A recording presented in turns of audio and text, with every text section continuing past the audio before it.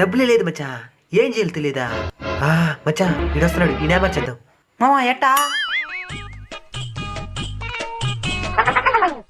సూపరా ఒరబయ్యా ఇట్రా రారేట్రా ఒకటి చెప్తానా. మొన్న ఒక లారీ దిగబడిపోతే ఈ చేతితో లేపి ఇట్టేసినా. నేను నమ్మను. నమ్మ ఇప్పటికిప్పుడు ఎద్దరు పని ఒక్క చేతితో లేపుతున్నావు, నమ్మతావా? ఇది కూడా నేను నమ్మను. నమ్మ ఇప్పటికిప్పుడే లేపుతాను. బెడ్ ఎంత? 1000 రూపాయలు ఇస్తాను రా.